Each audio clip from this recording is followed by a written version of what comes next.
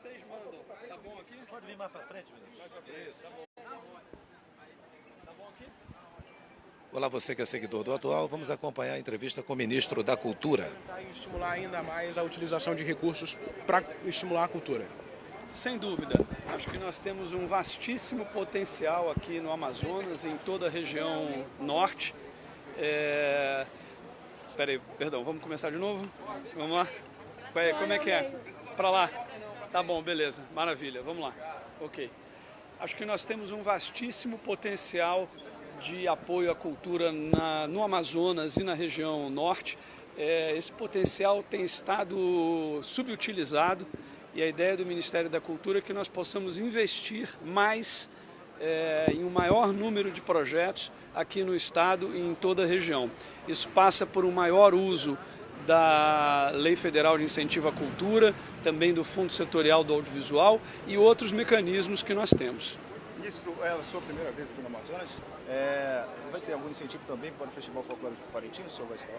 Sim, eu estarei lá no final de semana que vem, vai ser a minha primeira vez. Há muito tempo eu tenho vontade de conhecer, enfim, não apenas o festival, mas tudo que acontece em termos de cultura em Parintins, né? Parintins é um polo, é um centro cultural, nós temos lá expressões também artísticas em outras áreas. Realmente há muito tempo tenho essa vontade de conhecer Parintins.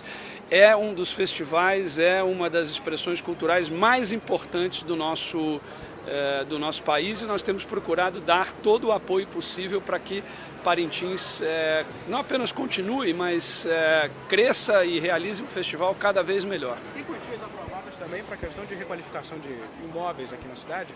Sim, nós temos um investimento significativo no biênio 2017-2018 aqui no Amazonas, tanto na área de patrimônio histórico quanto de audiovisual, também por meio da Lei Federal de Incentivo à Cultura, parcerias com o governo do estado, com a prefeitura, enfim, é um volume de recursos bastante significativo, mas nós podemos e devemos aumentar este investimento. Ministro, de que forma a cultura gera futuro, hein? No país hoje a gente vê desvios de dinheiro público, reclamações, a população não acreditando tanto no político mais. Teve eleição agora lá no Tocantins, onde a abstenção foi enorme. De que maneira resolver isso na cultura? Bom, eu acho que a cultura é um vetor de positividade, né?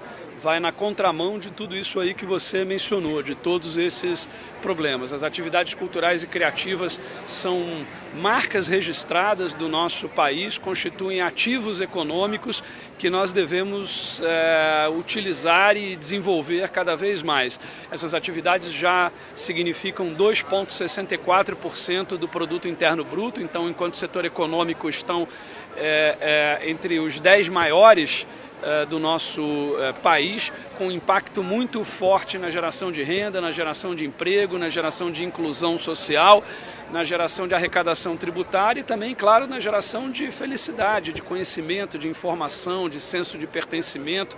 Realmente o investimento em cultura é o que se chama de ganha-ganha, né? Todos ganham, todos se beneficiam, os artistas, os produtores e também o conjunto da sociedade, portanto, o país. A cultura tem tudo para ser um dos grandes vetores de promoção do desenvolvimento econômico e social do nosso país e é por isso que nós temos batalhado no Ministério da Cultura. Primeiro, quais são os fatores que o senhor atribui estados como o Amazonas não conseguirem tanto acesso à Lei de Incentivo Cultural Federal e como fazer a iniciativa privada investir mais em cultura? Acho que você tocou aí em duas questões que nós estamos procurando enfrentar por meio de iniciativas como este seminário. De um lado, nós temos tido poucos projetos sendo apresentados. Em 2017, foram apenas 20 projetos no estado do Amazonas, sendo que 4 captaram. Conseguimos praticamente dobrar o volume de recursos na Lei Federal de Incentivo em relação a 2016, mas ainda assim é muito pouco.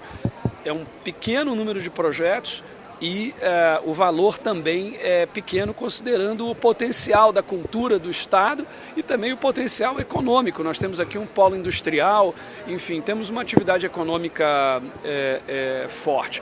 Nós precisamos, de um lado, capacitar os produtores culturais, disseminar informações, mobilizar os artistas e os produtores para que apresentem mais e melhores projetos, eu digo melhores em termos de formatação, né, para que possamos ampliar esse investimento. E precisamos de outro também, sensibilizar as empresas, né? Eu teria ao longo do dia hoje algumas reuniões aqui com empresários, com executivos de empresas.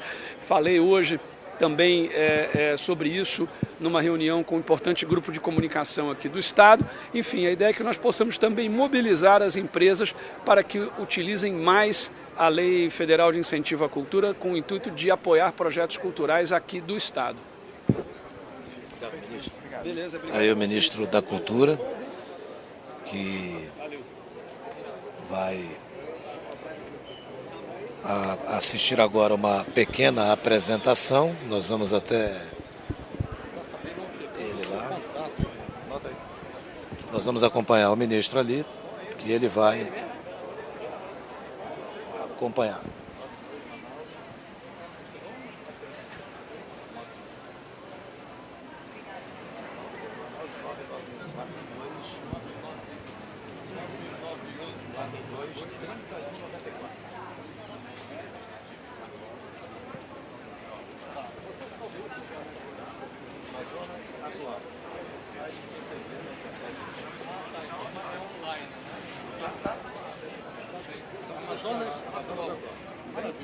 Obrigado a você, bom dia.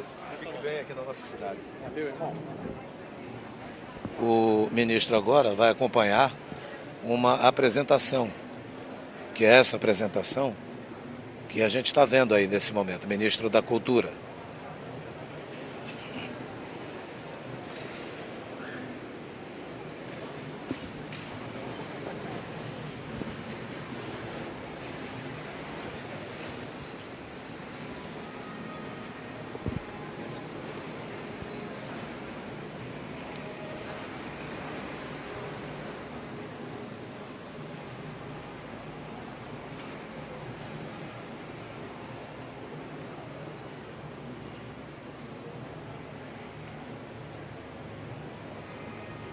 Qualquer momento a gente vai voltar com outras informações, mas eu vou aproveitar a presença do secretário municipal de Cultura, que está aqui nesse momento. A gente vai até ele, Bernardo Monteiro de Paula, para saber dele se há alguns projetos já.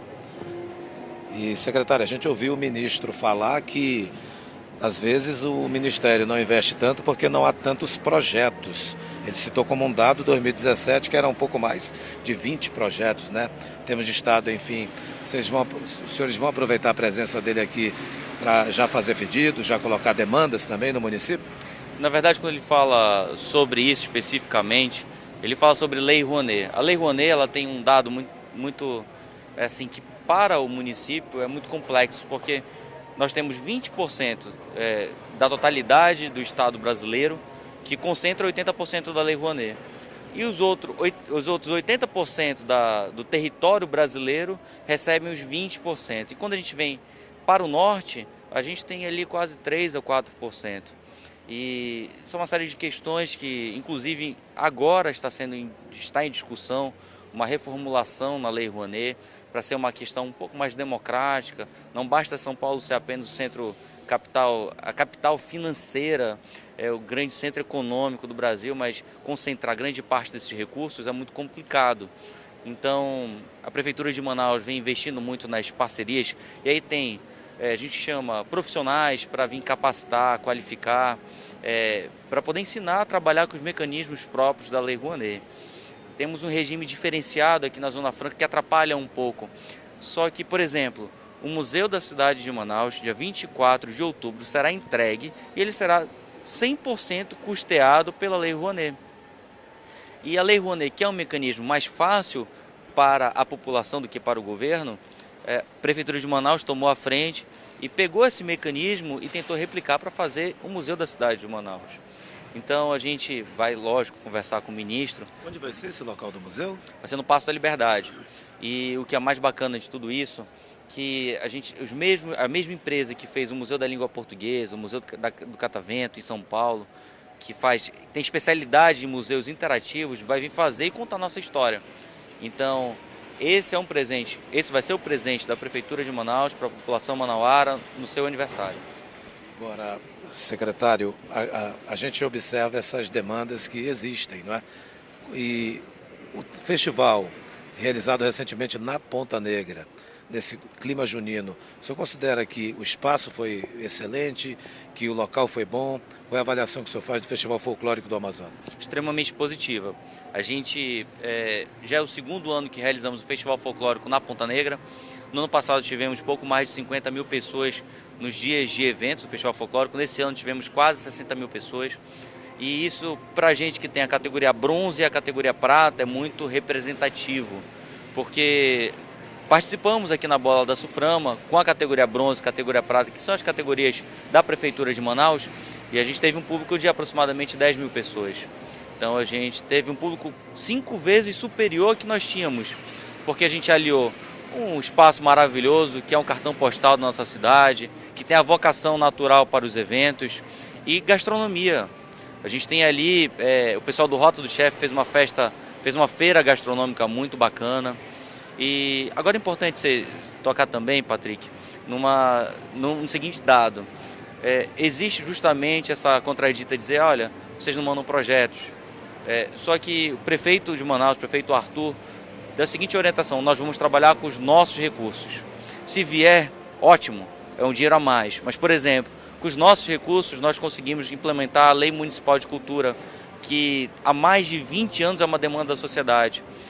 Com os nossos recursos nós vamos lançar, inclusive agora, mais R$2.600.000 dos editais de cultura da cidade de Manaus, que é o edital de conexões.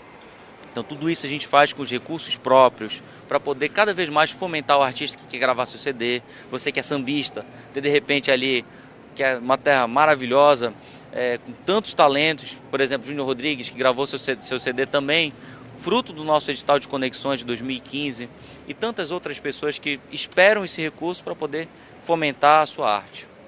Obrigado, secretário. Obrigado, prazer falar com vocês. Aí o secretário municipal de Cultura, Turismo, Bernardo Monteiro de Paula, e nós agradecemos a sua audiência, dizendo a você que você pode compartilhar nossas lives e também rever os vídeos já publicados pela equipe do Atual no Facebook e no YouTube. Basta você acessar amazonasatual.com.br/TV Atual, o site de maior credibilidade do Amazonas.